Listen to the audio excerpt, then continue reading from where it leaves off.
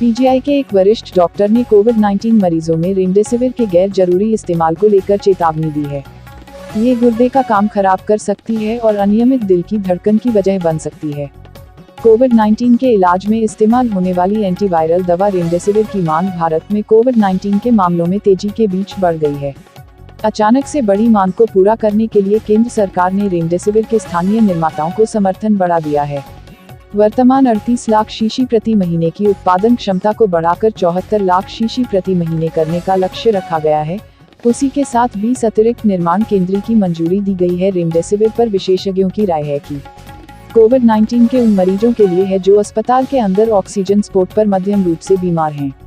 लेकिन ये उन मरीजों के लिए प्रभावी नहीं है जिनको ऑक्सीजन सपोर्ट या वेंटिलेटर की अत्यधिक जरूरत है।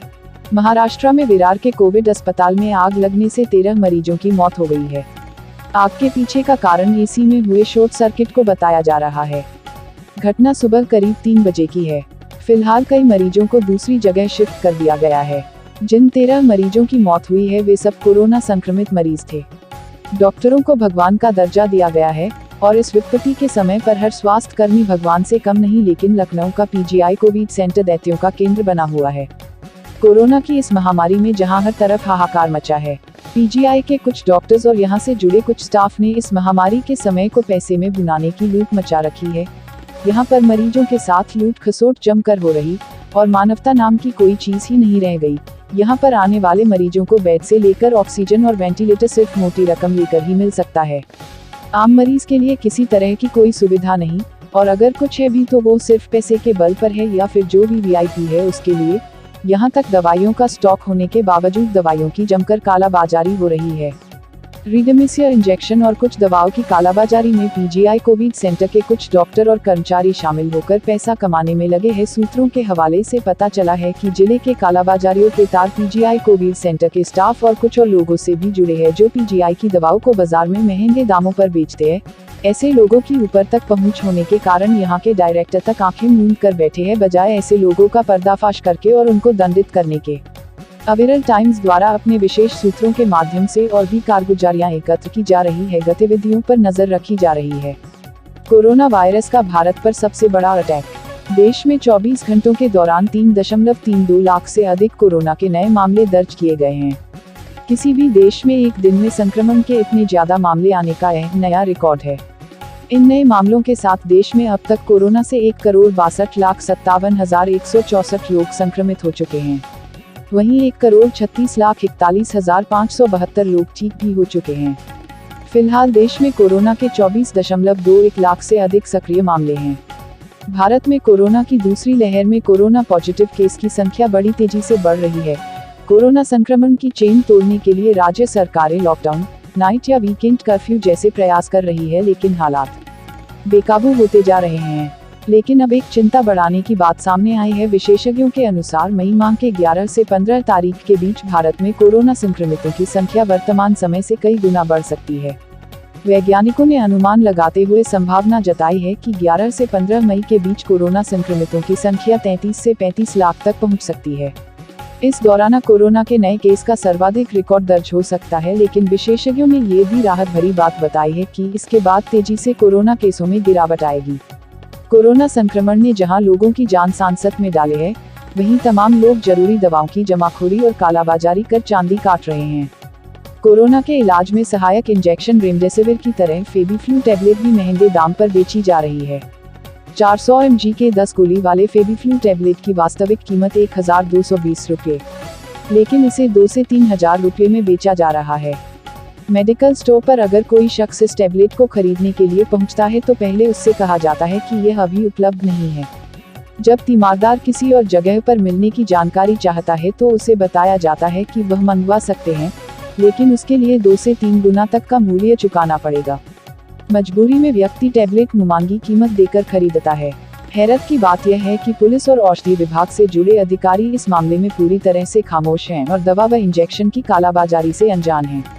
टाटा समूह तरल ऑक्सीजन के परिवहन के लिए 24 क्रायोजेनिक कंटेनरों का आयात कर रहा है और देश में ऑक्सीजन की कमी को कम करने में मदद कर रहा है। पीएम मोदी द्वारा राष्ट्र के नाम संबोधन की प्रशंसा करते हुए समूह ने कहा कि वह कोरोना के खिलाफ लड़ाई को मजबूत करने के लिए यथासंभव ज्यादा से ज्यादा करने के लिए प्रतिबद्ध है। इसके तहत ऑक्सीजन संकट को कम करने के लिए चार्टर्ड उड़ानों के जरिए क्रायोजेनिक कंटेनरों का आयात किया जा रहा है। देश भर में कोरोना का कहर लगातार जारी है। देश के कई अस्पतालों में अब भी ऑक्सीजन संकट बना हुआ है। इसी बीच पीएम मोदी आज 3 प्रमुख बैठकें कर देश में हालात की समीक्षा करेंगे। प्रधानमंत्री मोदी ऑक्सीजन संकट को लेकर भी बैठक करेंगे। इस दौरान वह देश भर के प्रमुख ऑक्सीजन निर्माताओं के साथ वर्चुअल मीटिंग करेंगे। क्यों डर रहे लॉकडाउन शब्द से प्रधानमंत्री और मुख्यमंत्री? कोरोना के बढ़ते कहर के बाद भी तमाम राज्य सरकारें और केंद्र की मोदी सरकार इस बार संपूर्ण लॉकडाउन लगाने का साहस नहीं दिखा पा रही हैं। इसकी बड़ी वजह यह है कि पिछली बार जब मोदी सरकार ने देश भर में लॉकडाउन लगाया था तो विपक्ष ने तमाम सवाल खड़े किए थे। कांग्रेस के पूर्व अध्यक्ष राहुल गांधी से लेकर सपा प्रमुख अखिलेश यादव तक ने अचानक लॉकडाउन लगाने की आलोचना की थी। यही वजह है कि इस बार कोई भी सरकार लॉकडाउन शब्द का इस्तेमाल नहीं कर रही है, लेकिन पाबंदियां लॉकडाउन जैसे ही लगा रही हैं। वास्तविक स्थिति यह है कि लगभग सब कुछ बंद है, बचा खुचा भी बंद होता जा रहा। जिन कामगारों की दुहाई सरकार देकर लॉकडाउन से बच रही है, वास्तव में वो कामगार बिना काम के अपने घरों को कूच कर रहे हैं। ऐसे में सरकार को अगर अभी भी कोरोना पर नियंत्रण करना है, कोरोना की चेन को तोड़ना है, तो पूरी तरह कुछ समय के लिए लॉकडाउन की घोषणा कर देना चाहिए। अन्यथा यह कहर अभी कितनी और जाने लेकर रहेगा, इसका अंदाज लगाना भी मुश्किल है। ऐसे जज्बे और सेवा भाव को सैल्यूट। लखीमपुर खीरी में एडिशनल सीएमओ के पद पर तैनात डॉ. अश्वनी कुमार लखनऊ के रहने वाले हैं।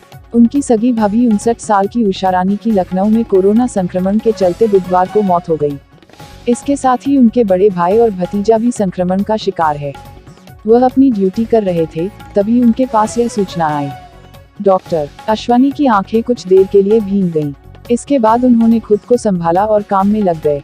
डॉक्टर अश्वनी ने बताया कि लखनऊ में इलाज मिलने की बात छोड़िए, मरीजों को अस्पताल में भर्ती तक नहीं किया जा रहा है।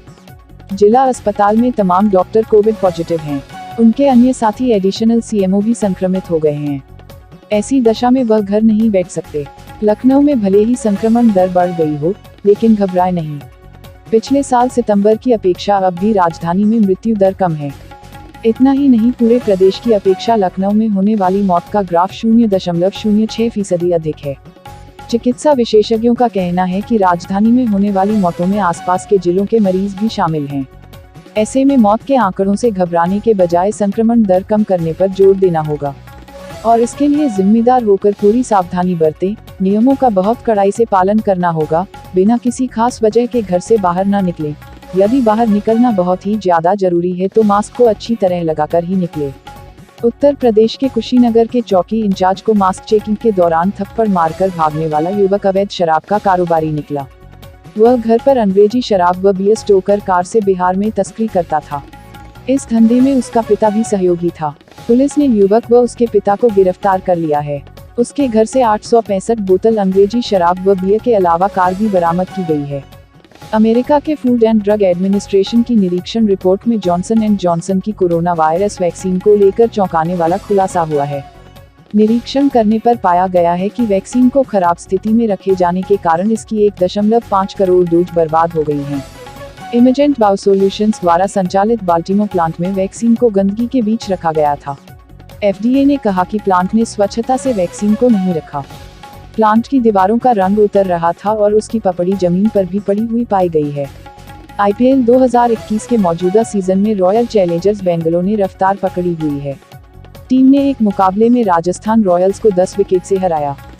यह टीम की लगातार चौथी जीत है, जबकि राजस्थान की तीसरी हार है। जीत के साथ RCB पॉइंट टेबल में 8 अंक के साथ टॉप पर पहुंच गई है। राजस्थान ने पहले खेलते हुए 9 विकेट पर 177 रन बनाए। जवाब में RCB ने लक्ष्य को 16.3 ओवर में बिना विकेट के हासिल कर लिया। इंडियन प्रीमियर लीग के 14वें सीजन के 17वें मुकाबले में आज में चिदम्बरम स्टेडियम में पंजाब किंग्स के सामने मौजूदा चैंपियन मुंबई इंडियंस को रोकने की चुनौती होगी। ताज़ा समाचारों से जुड़े रहने के लिए YouTube चैनल को सब्सक्राइब करें।